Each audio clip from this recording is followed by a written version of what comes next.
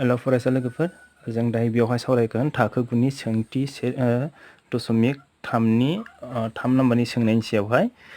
बे 3 नम्बरनि सोंनायाव मा दङ? बेवहाय दङ 3 नम्बरनि सोंनायावहाय गाहायाव होनायफोरखौ P बाय Q नि महराव फोरमाय, जेराव P आरो Q आ रग' अनजिमा आरो Q आहाय मा 0 नि समान नङा। बेवहाय दङ जोङो नैबे दशमिकआव फोरमायनाय जोङो अनजिमाफोरखौ जोङो मायाव फोरमायनांगौ? P बाय Q नि महरावहाय बा बोखाव खोन्दोनि महरावहाय जोङो फोरमायनांगौ। जों दानिया बानायदिनि। बेवहाय फार्स्टआवनो दङ रमान 1 आव दङ 0.6 गोजौआवहाय बे सिन दंना, बार सिना दङ 2 नि गोजौआवहाय। बेनि ओंथिया मा? 2 जावलेफिनदों, माने बेवहाय 2 जावलेफिनदों, ओरै जागोन बेना 2 बेबायदि जाबाय थागोन आरो बियो जावलेफिनदों माने। बेवहाय जोङो बोखाव खोन्दोनि महराव लानांगौ जोङो P बाय Q नि महराव। बेखायनो हमबाय, जों बेवहाय हमबाय नैबेखौहाय जोङो जेखौ होदोंना बेखौहाय जोङो x हमना लाबाय, बेखौहाय जोङो जावलेफिननाय महराव लिरबाय जोङो। बे ओरै जालांबाय थागौमोन बेयो ना। बेनिफ्राय बेखौ नाम्बार 1 होनना लाबाय जोङो।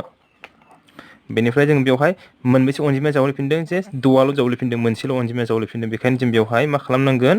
10 सानजाबनांगोन जोङो। फारनैथिंबो 10 सानजाबना लागोन जोङो। मानो? मोनसेल' अनजिमाया जावलेफिनदों नालाय, बेखायनो जोङो 10 सानजाबगोन जोङो।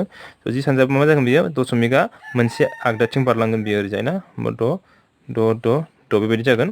बेखौ जोङो 2 नाम्बार होनानै लाबाय। दानिया मा खालामगोन जोङो? 2 निफ्राय 1 नाम्बारखौ जोङो दानख'गोन। दानख'योब्ला बेसेबां मोनगोन जों बेखौहाय? नै ओरैजाय ना, दानख'नाया 6.666 मा जागोन बेवहाय? 0.666 बेथ' 0 जाखाबाय। मा जागोन बेयो? 6 ना मा जागोन बेयो?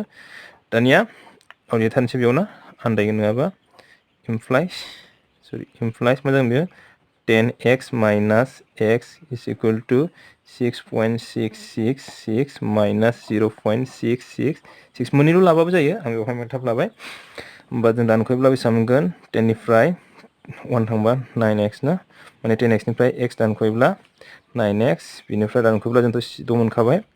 दाना जोङो x खौ लाखिदो, अब्ला मा जाबाय? 6 9, अब्ला मा जागोन? 3 जों मोननैबो रानजायोना, 3 जों रानबा 2 3, होमबा बेनो जाहैबाय बे 0.6 नि जिनाखि बोखाव खोन्दो P बाय Q नि महरा बेयो। 2/3 आहाय बिनि बोखाव खोन्दो महर। दानिया रमान 2 आव दङ जोंनिया, रमान 2 आव दङ 0.47। बे 7आवहाय मा होनो? 7नि सायाव नैबे सिना दंना, बार सिनाहाय। स' बेवहाय बेवहायबो मोनसेल' अनजिमाया जावलेफिनदों, माने 7 जावलेफिनदों बेवहाय। 7 माने 0.4 7 जालांगोन आरो बियो। स' बेवहाय 7 जावलेफिनदों। बेवहायबो जोङो हमना लादो सिगांनि बायदि हमबाय x is equal to 0.477 बेबायदि हमना लाबाय। बेनिफ्राय जे बेवहायबो मोननै आगदाथिं मा होनो? दशमिकनि आगदाथिं मोननै दंबाबो जों बेवहाय मोनसेनियाल'सो जावलेफिनदों, बेखायनो मोनसेल' अनजिमाया जावलेफिनदों। बेखायनो बेयावबो जोङो फारनैथिंबो जोङो 10 सानजाबनांगोन जोङो। फारनैथिंबो 10 सानजाबब्ला 4.77 बेबायदि थांगोन बेयो ना, 7 जालांगोन बियो। बेखौहाय बेवहाय 2, दाना दहाय बायदि 2 दानख' 1 दानख'योब्ला बेसेबां मोनगोन जोङो? डाइरेक्टहाय दानख'दो, डाइरेक्टहाय दानख'बाय आङो। नैबेनि बायदि बानायलायासै, बुजिबाय जानांगौ। बेयावहाय दानख'योब्ला 9, बिनिफ्राय 0 जाखागोन बेयो ना, 0 होमबा मा जाबाय? 7 निफ्राय 3 जागोन बियो, होमबा 4.3 प्लास x is equal to मा जागोन? 4.3/9। दाना नाय बेवहाय ना, बेवहाय जे गोजौआवहाय मा होनो? दशमिकनि आगदाथिं मोनसे अनजिमा दं नालाय, बेखायनो जोङो दशमिकखौ बोखारनो थाखाय गोजौआवहाय 10 सानजाबगोन। गोजौआव 10 सानजाबनाय लोगो लोगो जोङो गाहायावबो जोङो 10 सानजाबनांगोन। होमब्ला मा जाबाय? बेवहाय दशमिकआ गोमागोन, होमबा बेवहाय मा जागोन? 90 जागोन बेयो ना। होमबा बेनि जिनाखि नैबेनि जिनाखि बोखाव खोन्दो महर, बे बोखाव खोन्दो महरा नैबे जाबाय। दानिया नेक्स्टआव दङ जोंनिया मा? रमान 3 आव दङ, रमान 3 आव दङ 0.00001। बेवहाय मा? मोनथाम अनजिमाया जावलेफिनदों। बेखायनो बेवहाय जोङो हमबाय मोनथाम अनजिमाया जावलेफिनदों दे, एबारनिया माने मोनथामनि सायाव दं नालाय ना, नैबे सिनाहाय मोनथामनि सायाव दङ, बेखौ नायनांगोन। होमबा जों बेखौ हमबाय 1, होमबा 0.01 बेबायदि जाफिनगोन आरो बियो। स' बेखौहाय जोङो दहायनि बायदि 1 नाम्बार लाबाय जोङो, इकुवेशन 1। बेनिफ्राय दानिया जोङो बेवहाय मोनबेसे अनजिमाया जावलेफिनदों मोनथाम बे मोनथाम अनजिमाया जावलेफिनबा जों मा खालामगोन जोङो 1000 जोङो फारनैथिंबो 1000 सानजाबनांगोन जों मोनथाम अनजिमाया जावलेफिनदों नालाय बेखायनो फारनैथिंबो 1000 जोङो सानजाबगोन स' 1000 सानजाबोब्ला मा जागोन बियो 1.001 जागोन बियो बा 2 नाम्बार लाबाय जोङो दानिया नायदो दहायनि बायदि जोङो 2 निफ्राय 1 खौ दानख'नोसै जोङो दानख'योब्ला मा जागोन जोंना बेनिफ्राय बेखौ दानख'योब्ला बेसेबां जागोन 9 x होमबा बेयाव नायदो ना होमबा 1 निफ्राय 1 दानख'योब्ला लाथिख' जाखाबाय लाथिख'निफ्राय लाथिख' मा जागोन बियो 1 जागोन दानख'योब्ला होमब्ला जाबाय x खौ लाखिदो मा जागोन 1 खौहाय 999 आरो ओमफ्राय बेनो जाहैबाय नैबेनि 0.001 नि बोखावखोन्दो महर एबा p/q नि महर दानिया रमान 4 आव दङ जोंनिया रमान 4 आव दङ 0.54 जे बेवहाय माने 5 आरो 4 नि सायावहाय दं बेयो ना स' बेवहाय मा 5 आरो 4 मोननै जावलेफिनदों बेयो मोननै अनजिमाया जावलेफिनदों हमबाय लेट x = 0.5454 बेबायदि जागोन बेयो ओमफ्राय मोननै अनजिमा जावलेफिनो नालाय बेखायनो जोङो 100 जों जोङो फारनैथिंबो जोङो 100 जों सानजाबनांगोन मिथिबाय फारनैथिंबो जेब्लानाखि मोनसे अनजिमायाव जावलेफिनो अब्ला जोङो 10 जों मोननै अनजिमाया बा 100 जों मोनथाम अनजिमाया बा 1000 जों मोनब्रैबा बेबायदिनो 10000 बेफोरबायदि होमबा बेवहाय मा जागोन बियो 100 सानजाबनाय लोगो लोगो 5 बेवहाय नाय लाथिख' मोननै नोंना लाथिख' मोननै नालाय बेखायनो दशमिकआ मोननै आगदाथिं थांगोन बेखौ गोसोआव लाबानो जाबाय सानजाबलायनांला बेनिफ्राय जोङो नैखौहाय 1 नाम्बार होदो बेखौहाय 2 नाम्बार बेनिखायनो 2 - 1 होमबा 99 जागोन बेयो 99x बिनिफ्राय जोङो बेवहाय 0 माबा जागोन बेयो 54 implies होमबा x = मा जागोन 54/99 स' मा जागोन बियो होमबा 3 जोंबा बेसे थांगोन बियो 3 जोंबा 1 हरोब्ला 4 ना होमबा 18 बेनिफ्राय बियो 30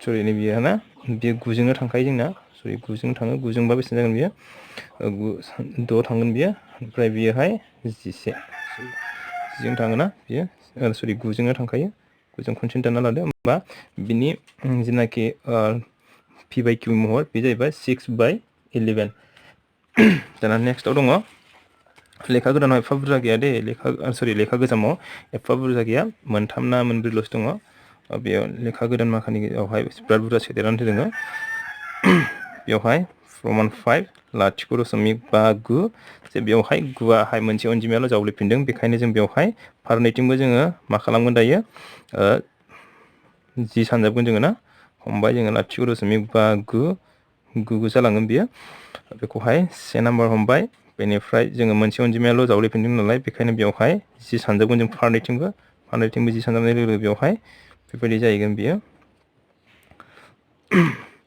ओमफ्राय बेखौहाय नाम्बार 2 बाय होमबा 2 - 1 होमबा 10 निफ्राय 1 थाङोब्ला मा जागोन बियो 9 होमब्ला 9 निफ्राय 9 9 निफ्राय 9 9 निफ्राय मा जागोन बियो 4 जागोन बियो ना 4.5 मा जागोन बियो x = 5.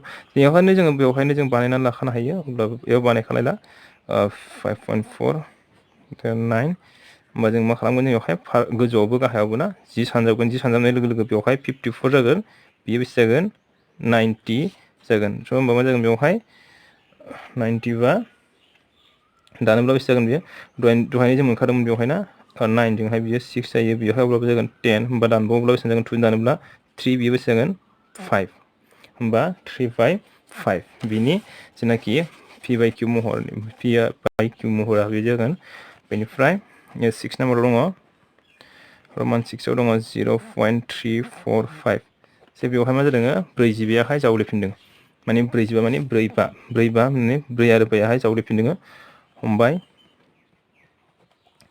x 0.345 जे बेवहाय 4 5 बिदि जावलेफिनदों नालाय बेखायनो बेवहाय जाबाय नाम्बार 1 फारनैथिंबो जों मोननै अनजिमाया जावलायदों नालाय बेखायनो जोङो 100 जों सानजाबगोन जोङो फारनैथिंबो 100 सानजाबनाय लोगो लोगो लाथिख' मोननै बेखायनो दशमिकआ आगदाथिं मोननै बारलांगोन 5 4 5 खौ होलायबाबो जाबाय बा होबाबो जाबाय जेबो नङा आरो बेवहाय 4 होबावबा साबसिन जागोन एसे दानख'नो ना 1 2 माने दशमिकनि आदाथिं मोनबा अनजिमा दङ मोनबा अनजिमा नालाय बेवहाय नोंसोरो 5 होना लाफिननो हायो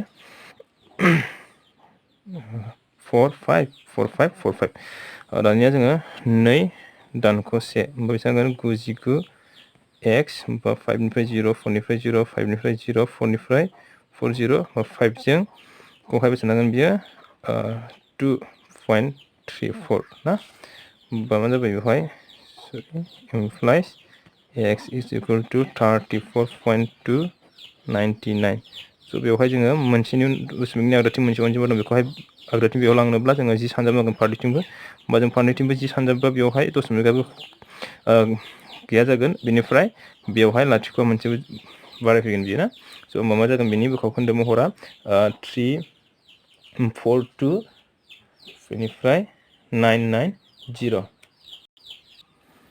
बेवहाय जों बेखौहाय फिसा महराव लांनो हायो जोङो फिसा महराव लाङोब्ला मा जागोन बियो जों दानलांबाय थायोब्ला बेखौ मोनगोन जोङो स' बेवहाय जोङो रानलांबाय थायोब्लाना बेसेबां मोनगोन बेखौहाय 19/55 मोनगोन जोङो दानिया नेक्स्टआव दङ 7 नाम्बारनि स' बेयाव दङ 32.1235 जे 30 बेहाय बेवहाय मा 3 आरो 5 आ माने बेवहाय जावलिफिनदों हमबाय जोङो let x is equal to 32.1235 खौहाय नाम्बार 1 हमबाय जोङो बेनिफ्राय जोङो मोननै अनजिमा जावलिफिनदों नालाय बेखायनो जोङो जौसेजों सानजाबगोन जोङो जौसेजों सानजाबा बेसे जागोन बेयो 32.12.35 बेबायदिनो जोंनिया 35 जागोन बेयो 35 नाम्बार 2 दा जों दानख'नांगौ जोङो दानख'ब्ला बेसेबां मोनगोन जोङो 2 minus 1 बेवहाय मा जागोन 99x दा जों बेखौ दानख'दो ना मा जागोन बेवहाय 32.35 स' बेवहाय मा जागोन जोंना 32.1235 स' बेवहाय 0 0 जाखाबाय नैबेखिनिया ना एखेखा नालाय बेयाव जागोन 3 2.0 11 निफ्राय 3 थांबा 8 बेनिफ्राय 1 3 स' मा जागोन होनबा दानख'योब्ला 3180.23 मा जागोन बेवहाय x is equal to implies x is equal to 3180.23 बेनिफ्राय 99 दाना आगदाथिं दशमिकनि आगदाथिं मोननै दं नालाय बेखायनो जोङो जौसेजों जोङो सानजाबनांगोन जौसेजों सानजाबोब्ला बे लाथिख' गैया जागोन गाहायावहाय लाथिख' मोननै ना जौसेजों सानजाबोब्ला बेसेबां जागोन बियो बेखिनिया मा मोनबाय जोङो बे नैबेनि 32.1235 नि जेनाखि p by q महर बियो बेसेबां दाना नेक्स्ट लास्टआव दं जोंनिया लास्टआव दङ नैबेयो ना लास्टआव दङ जोंनिया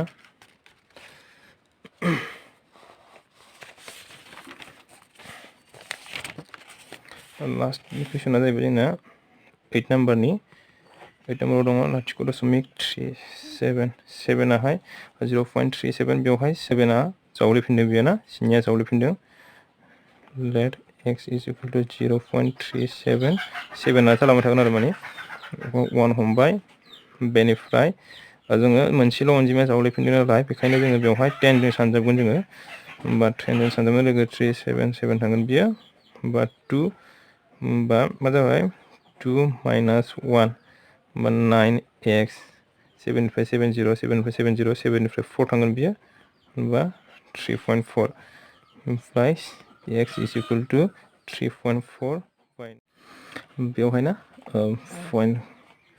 पइन्टखौबो सरि बेवहाय मा जागोन 34 बेवहाय पइन्टखौ बोखानो थाखाय 90 जागोन बेयो ना अब्ला मा जागोन बियो 17/45 2 डिभाइड खालामबा ना 2 डिभाइड खालामबा जागोन 17/54 स' दिनैनि भिडिअआ बेखिनियानोसै नोंथांमोना जुदि भिडिअखौ मोजां मोनदोंब्ला लाइक शेयार खालामदो ओमफ्राय जुदि भिडिअ नोंथाङा आंनि चेनेलावहाय गोदानब्लाथाय ना चेनेलखौ साबस्क्राइब खालामाखैबा साबस्क्राइब खालामदो बेनिफ्राय बेल आइकनखौबो थुनानै दोनदो जाहाथे आं जेब्ला भिडिअ आपल'ड खालामो अब्ला नोंथांमोना थाबै नुनो मोननायनि